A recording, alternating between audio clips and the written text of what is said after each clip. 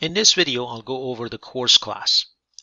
This class defines a pointer as a private data member and allocates dynamic memory for this particular data member. So it's a very nice example of application of dynamic memory allocation.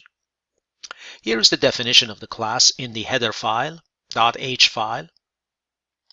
And the class course has 4 private data members, string type course name, and number of students in the class, that's an integer, and the capacity of the class, also an integer. So the capacity of the class could be, let's say, 40 students, but the current number of students could be 20.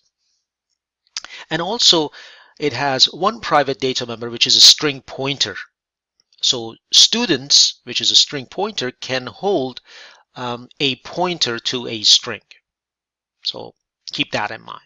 And under public members, it's got the constructor that receives the course name and the capacity and initializes the course name and capacity. It has a destructor in line 10. It has get course name that returns the course name. Adding a student is another function, receives the name of the student and adds it to the class. Drop student receives the name of the student and removes it from the class. Get students returns the string pointer. And get number of students is a function that returns an integer, returning the number of students in the course, basically. So here is the implementation file for course .h.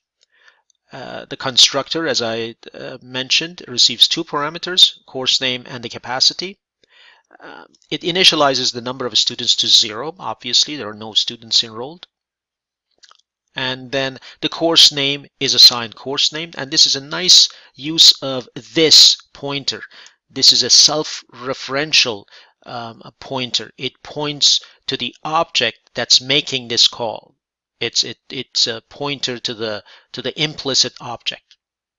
So this course name is basically the private data member course name. That's a reference to that one.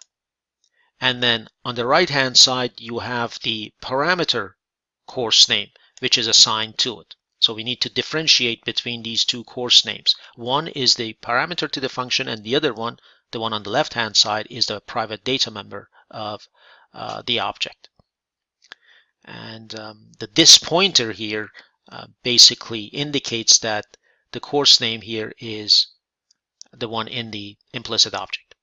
Similarly, the capacity is initialized, and then in line 10, we dynamically allocate an array of strings. And the number of strings is equal to the capacity in the class. So there's a dynamic allocation of memory for the students, basically. The course destructor basically deletes the dynamically allocated collection of strings. Right? Remember, when we are done with dynamically allocated memory, we want to return it to the system. So the course destructor would return the dynamically allocated memory back to the system. Get course name returns the course name, and then add student, actually a couple of lines of code. It's very simple. Receives the name of the student and then goes to the index number of students, initially 0, and then goes to dynamically created array of students, index 0, and basically places the name in there. And then increments the number of students. So number of students would be 1 now instead of 0. The drop student function is just as easy. It's left as an exercise. Get students basically returns a string pointer, returns the address of the starting list of students, and get number of students returns the number of students. And with the definition of the class and implementation of the class course, and here is a test program. Basically in main, we create 2 courses, course 1, course 2. The first course, course 1, is data structures with capacity of 10 students. Course 2 is database systems with capacity of 15 students. In course 1, we'll add 3 students. So 3 students are added in course 1, and in course 2 we add 2 students. And then in line 17 we start checking to see whether things are okay. A number of students in course 1 dot get number of students. We expect to see 3 students in there. And then also notice line 19, which is important. Line 19, in line 19 we call the function get students, which returns a string pointer. That string pointer is the beginning of the list of students, is the address in the memory of the first index of this array. So this pointer, students, really is an array, is a list of students. So we can go through a loop, this for loop basically, all the way up to number of students in the class, and use this students pointer right there to index through all the students in the class. So right here, the first 3 students, or actually the 3 students in the class in the course 1 will be printed. Course 1 get number of students, which is 3, and then students I will print the students in there. I could have actually used star students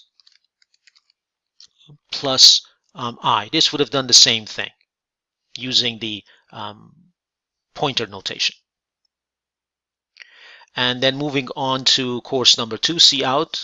Course number 2, number of students in course number 2. Similarly, grabbing the list of students in this course. We don't need to declare students again. That same student pointer variable that was pointing to course 1, now it's pointing to course 2. That's also important for you to realize. Right? Now course 1 is students is now pointing to course 2 basically.